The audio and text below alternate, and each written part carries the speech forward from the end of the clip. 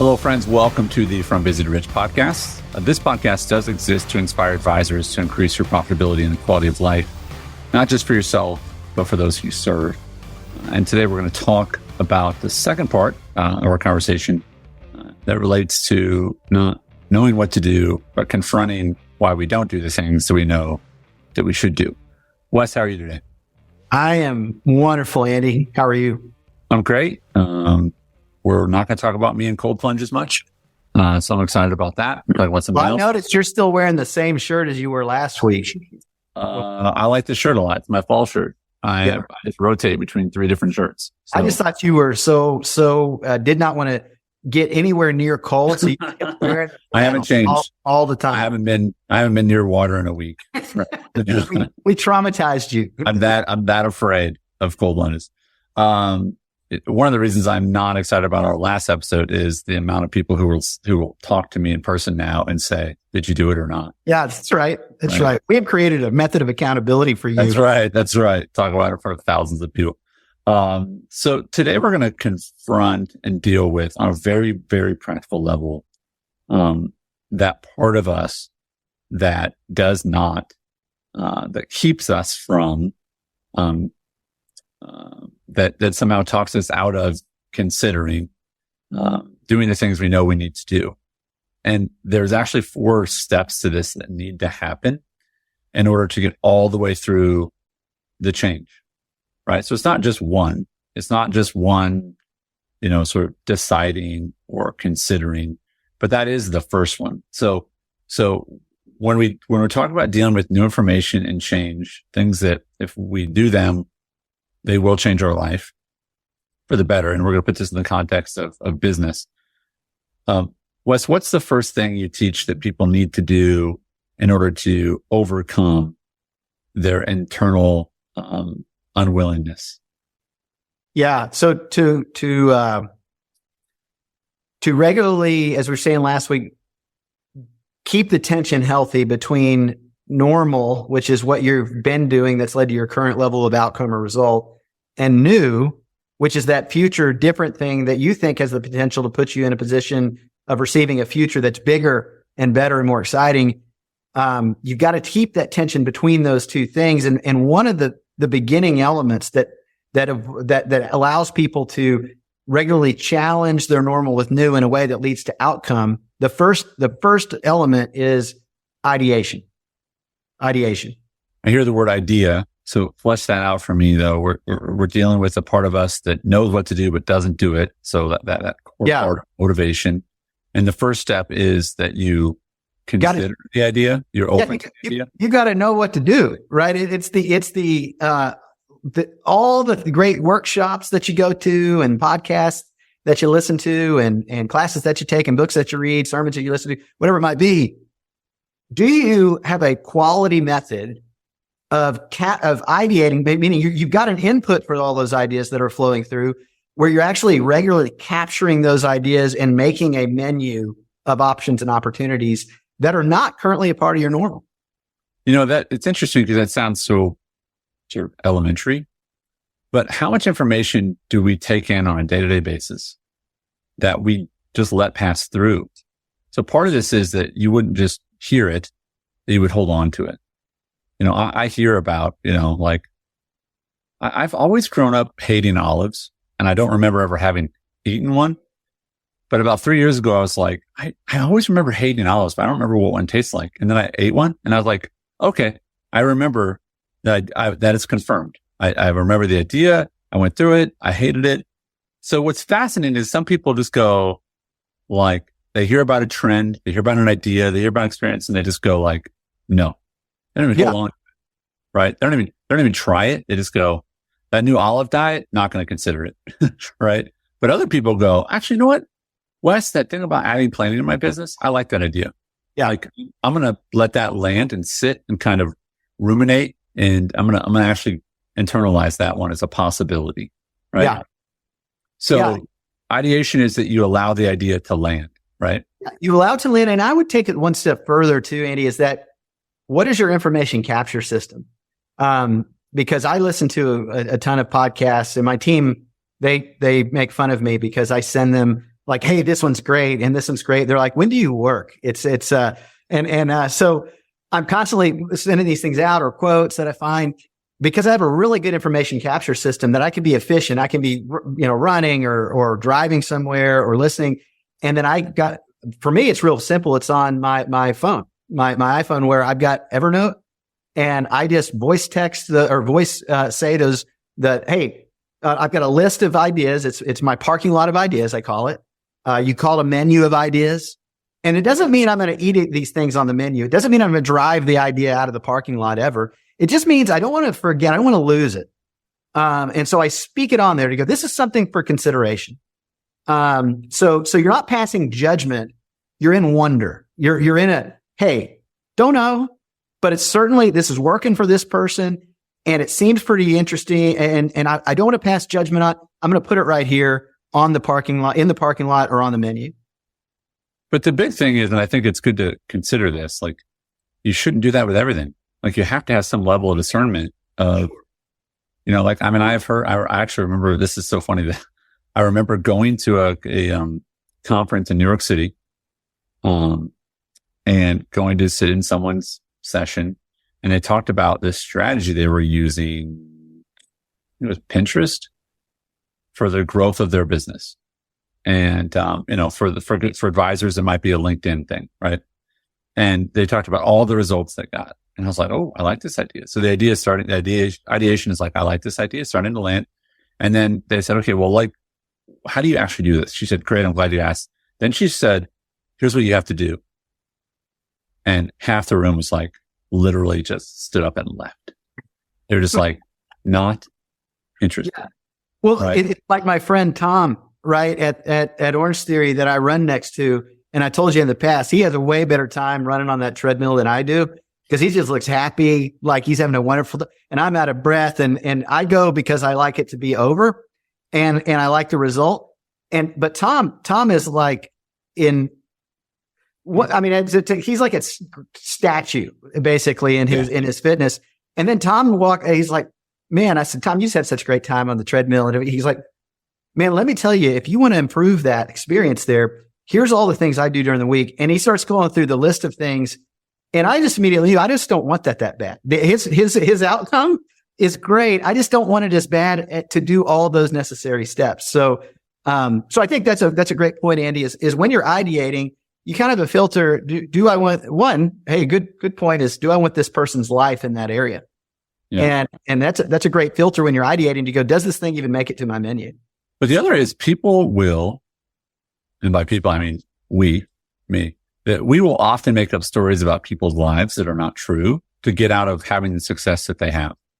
Oh, it's great. I mean, there are people like, you'll say, that's a beautiful house. Yeah, but I bet blah, blah, blah, blah. And it's something negative. Yeah. Or it's a beautiful house and they're happy and their marriage is good and they go to church and their life, like, they're great and they're in great shape. And like, it's not like, oh, but I bet they had to sacrifice everything to get, no, like, some people just can have a good life in lots of different areas, like other times you go, yeah, I don't want it. Like, there's some entrepreneurs, and I don't like to mention the name because I don't want to cast judgment on them. I just literally pray for them.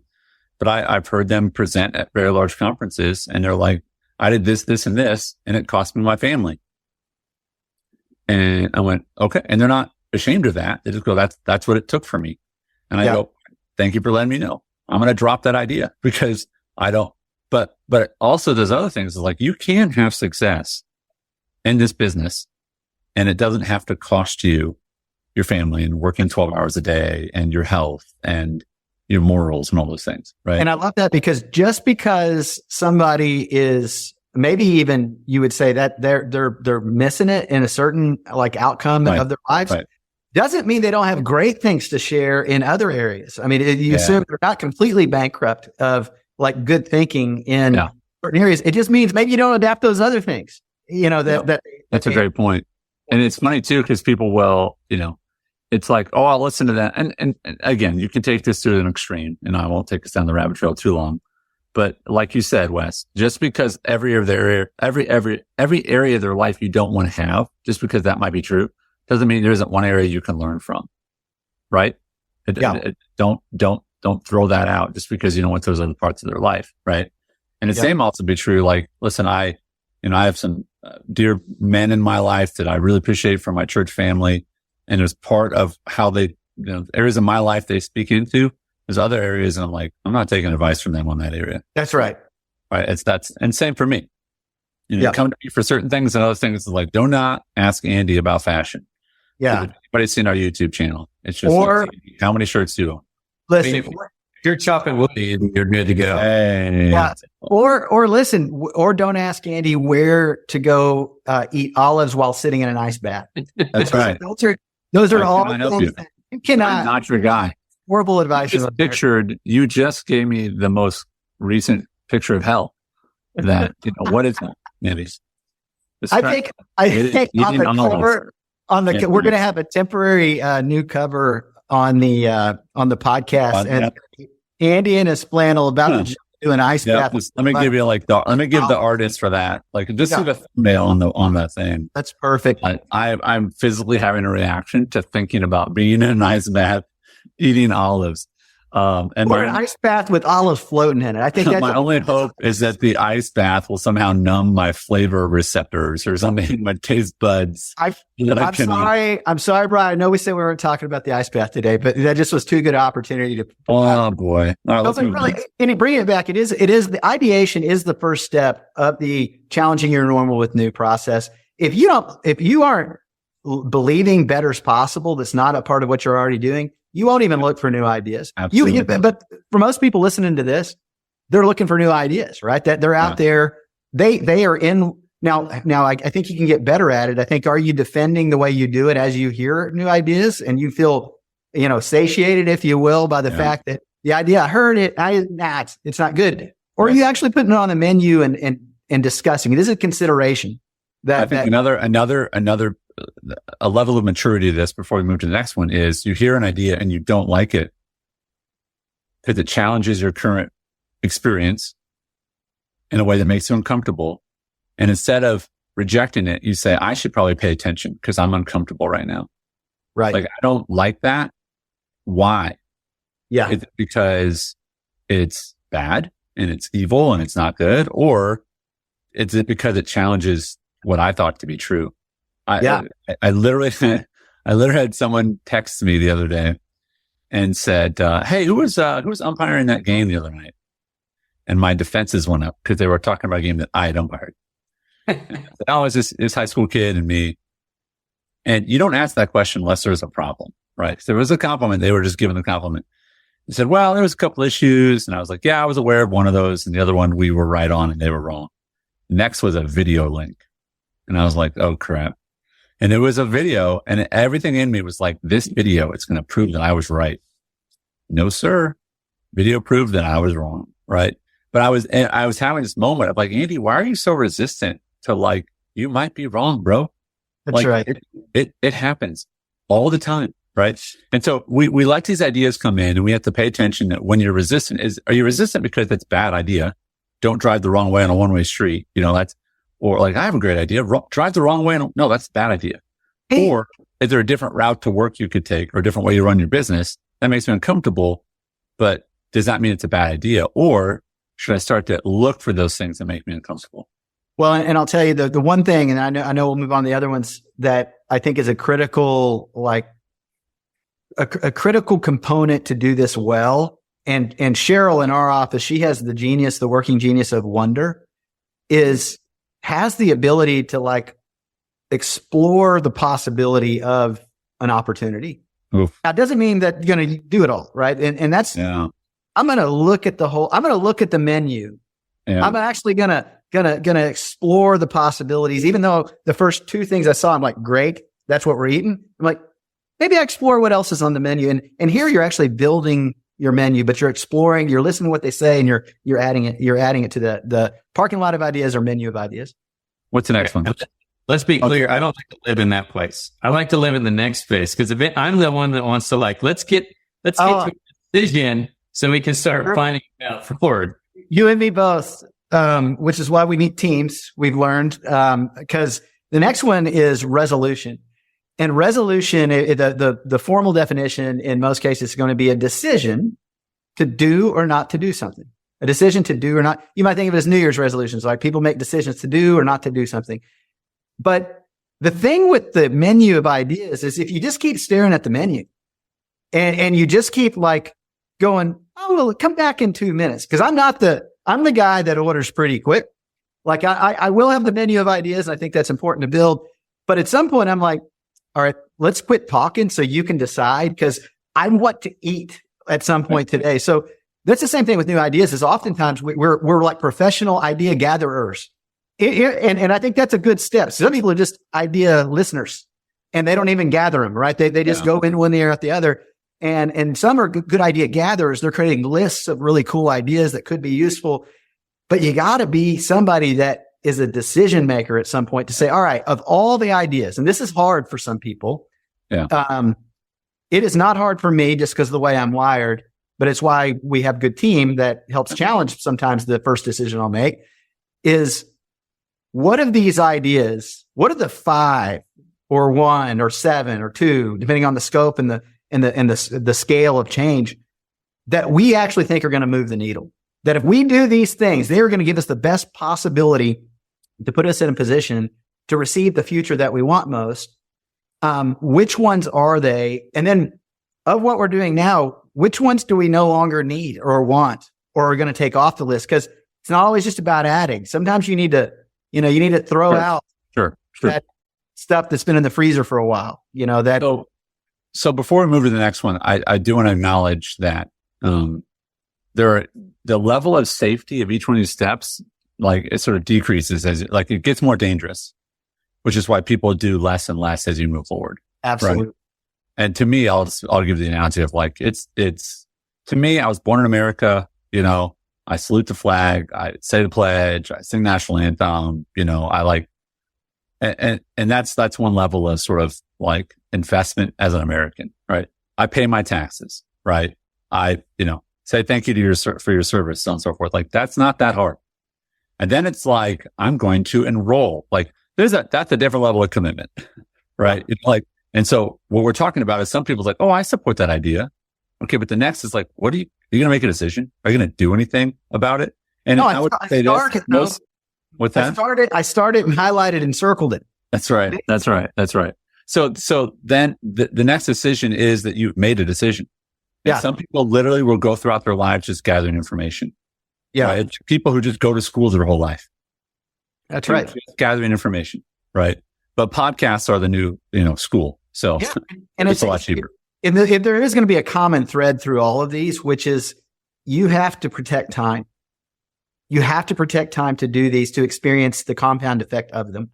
And I protect time weekly to listen to the podcast or, to read a book or to take a class. Those are all important. Yeah. You also need to have the other time that's regularly protected to decide on things regularly. Right. What am I choosing to do or not to do? Is that the next one? So that was resolution. Now, then you got to decide, how am I actually going to blend it into the rhythm of my life? Because I had the list of ideas. I chose 2 off the menu. And now I have to decide, how am I going to consume this idea? Right. How am I going to make space for it? Yeah. And it's orchestration. How am I going to orchestrate my life? Because you can't just have an already overcrowded day and think, these 2 ideas are going to change our lives. Yeah. And then jump back into your overcrowded day. You have to say, what space and time are we going to do to get this idea from new to normal? So I believe in the idea. I let it enter it and land and consider. That's right. Next, I'm going to say, I'm going to actually resolve to start to move forward with this. Again, because you might just have a collection of ideas, just like a collection of books, right? A collection of notes, collection of information. But then to say, okay, I'm going to move forward and take actions on this one. All right. That's a chosen one. The next is I'm going to create space in order to do that activity, because anything you decide to do, the DO word, the do, you need time to do those things. And so you're going to orientate, you're going to orchestrate, you're going to build out space to actually do the thing that you say you want to do. Yep. And then the last one, which again is all about protecting the space and time to do it, is you have to, we call it execution. And execution is about keeping score. How is the actual implementation of this project going. And there needs to be a high enough frequency with it where you don't just get down the road a year and go, oh man, we stopped doing that thing we said was going to actually change the future of our organization. So are you doing it? And then do you need to make in-flight adjustments? Because, I mean, let's face it, Andy, so it's a new idea. And so we as best we can think, all right, how are we going to blend this into the rhythm of our organization? You are in theory mode at that point to some extent, right. Probably grounded theory if you're looking at how others have done it. Yeah. And then you play the game, and then you get to the end of the week and you say, how'd it go? I mean, did I do what I said I was going to do? It didn't work, Wes. So we're going to stop doing it. That's right. Yeah. But seriously. Yeah. But again, the level of safety goes up, or down, I should say. It's like it gets, because then the next thing is like, if you do it and it doesn't work the first week, you could go, well, it didn't work. That's right. You did it for a week. You did it for 8 seconds. Didn't work. And honestly, that's sometimes where a great coach comes into play too. If or your team around you to say, all right, but let's actually, we're optimistic about this idea working. Let's ground that optimism in time. What do we actually think we're going to have to do to make it not just be a new idea that we're not good at yet, or not enough reps with it yet, to this thing, we have thoroughly examined it and we are clear it is a go or a no-go in the future of our organization. But then I think it also is that time where you check in and you go, all right, what worked and what didn't work about the way I think I did it this week? And what in-flight adjustments might I want to make? Or let me talk to the person who gave me the idea and say, well, this, I struggled here. Well, tell me what you said. Because I'm going to tell you, Andy, teaching hundreds and hundreds, if not thousands at this point of advisors, when we are teaching them to transform their practice into a holistic fee-based financial planning company, when they say, Wes, I'm not getting the results I want. And then I say, well, tell me exactly how you said it when you spoke that to that person. Yeah. And what they're saying is very different from like what we actually taught. And I'll say, well, let's rewind that, because I think your problem's not over here. Your problems might be way how you're executing this area here. So those ideation, resolution, orchestration, execution, it's coming back to, you got to create the space to do those 4 things. If you ever hope to successfully and consistently take new ideas and make them a part of the normal that are going to actually fuel you to get the future that you want most. I love it. What's funny is we do this every day with clients, right? Like we help them ideate on different ideas that could impact their life in a positive way. We create resolutions and decide on which things that we're going to do, walk them through orchestrating how to incorporate that into their life. And then we execute and monitor, and then we reassess and reevaluate. But then when it comes back to us on the practice side or our personal life, like, well, that applies to the clients, right? Or that applies to somebody else. Or when I'm almost 40 and I see another guy that's in better shape than me, oh, he must not have kids, right? Like, that's why that's the case. But Justin, I do have 2 kids, because I know that reference was towards me. No, yeah, I believe it or not, Wes has kids. Yeah, he looks like that. Andy has kids, and he has a successful business. They can only see us on the podcast from the head up, so because your chest is so big, it's like hard to see. Right? That's right. That's right. Yeah, and Justin, how about you not mention me looking like a lumberjack next time while wearing that shirt? I just recognize the shirt you're wearing, and I think last episode you referenced something about me. You guys are going to have wood. You're going to have a wood top and the roofer. Plaid is not flannel. Like, this isn't a flannel shirt. Like, I'm not. All right, wearing body spray or Old Spice. So, like, listen, guys. Listen, if you're listening to the show. I never made this direct of a request, but if you could just find the YouTube channel, because Justin's probably not going to link it below because he doesn't want to be wrong. But if you could find the video of this and just tell me who looks more lumberjack, and you have a much better beard than me, so I just think that it's really not a competition. But anyway, Wes, I appreciate the practical nature of what we talked about today. I hope those who are listening that you will consider confronting the part of you that doesn't do what you want to do, right? That is where the life you want lives. So, Wes, as always, thank you for your time. Justin, good-natured fun. I always appreciate having you here as well. I will see you in the forest, my friend.